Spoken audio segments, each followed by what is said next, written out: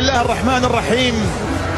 مرحبا بكم هنا في الدور نصف النهائي وفي المواجهة الثانية لهذا الدور لمعرفة الطرف الثاني في المباراة النهائية من سيواجه الأرجنتين هنالك في استاد لوسيل بعد 3 أيام من الآن، بعد 4 أيام وبالتحديد في 18 من هذا الشهر.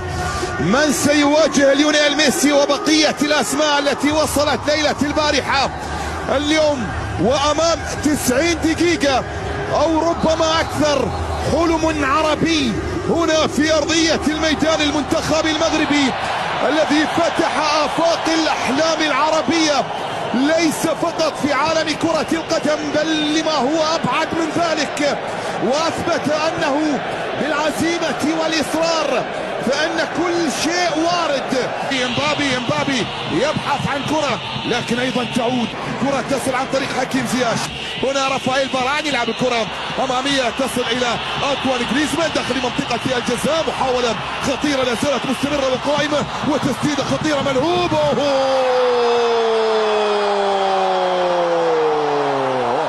تيو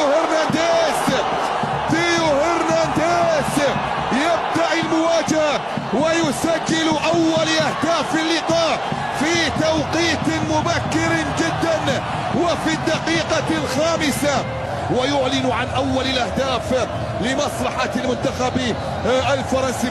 مبكر جدا، هدف يأتي في توقيت مبكر جدا للمنتخب الفرنسي، وهذا ما تحدثت عنه قبل بداية المباراة بأن تغيير طريقة اللعب. تصل إلى عن 60 وناحي يسدده. حلوة الكرة من وناحي، حلوة الكرة إلى محاولة أمامية ملعوبة لكن هنالك راية موجودة والتسلل على كيليان امبابي. نتمنى أن لا تسكت الجماهير في المدرجات عن تواصل التشجيع، عن تواصل الموازي. قدم كرة إلى خارج أرضية الملعب في ركلات جزاء، تعرضت على 3 ركلات جزاء. سفيان بوفون ينطلق الآن من أجل أول الأهداف، يلعب كرة داخل منطقة الجزاء لكن حكيم طالت الكرة، تحولت إلى خارج أرضية الملعب، وصلت إلى ركلة مرمى. يبدو بأن المنتخب المغربي سيجري تبديلا اضطراريا أو لربما فنيا مبكرا جدا. تحدث عن المنتخب الفرنسي، كرة بمحاولة ملعوبة أوليفر جيرو، خطير جدا.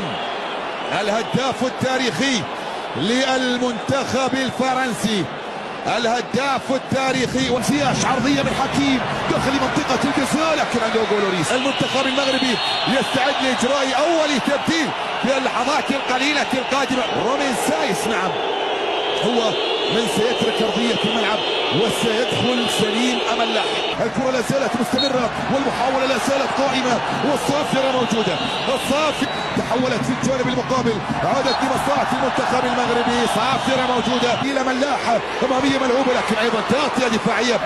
نعم هذا هو المطلوب، هذا هو المطلوب من الجماهير المغربية في المدرج، هذا هو المطلوب. لحارس المرمى ياسين، أسرع يا بونو الجهات اليمنى، البحث عن التقدم والمرور لكن أيضا تغطية لا زالت مستمرة والخطأ موجود والصافرة موجودة والبطاقة الصفراء على سفيان بوفال يحاول المرور. يا سلام لا وجود للتسلل، ملعوب الكرة على مشارف في منطقة الجزاء، وصلت إلى 60 لكن القرار يأتي له. أوليفي جيرو هو من يعود ويستعيد الكرة والمحاولة، ومن ثم بعد ذلك القرار يأتي من سيزار راموس. كرة بمحاولة ملعوبة أمامية أبعدت عن طريق اللاعب إبراهيم كوناتي.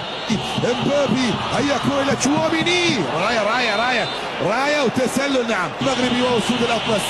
كرة بمرتدة الآن تشواميني أمامية خطيرة لا وابعدت في التوقيت المناسب. جيرو هذا البني آدم يصنع من المستحيل ممكنا ومن الكرات الصعبة سهلة جدا. كرة بمحاولة بونو يبحث عن الانطلاق. غريزمان خطيرة جدا داخل منطقة الجزاء لكن التصدي جواد اليامع عن المرتدة. غريزمان يلعبها لكن إلى خارج أرضية الملعب، عز الدين وناحية أمامية خطيرة خطيرة خطيرة خطيرة. سير يا مغرب، سير سير سير سير، وبحول الله قادر قادر قادر. لو بدخل منطقة الجزاء راسية وبعدت، لا زالت مستمرة، عرضية جول. لا لا لا لا لا لا لا لا لا لا لا لا لا، يا الله يا الله يا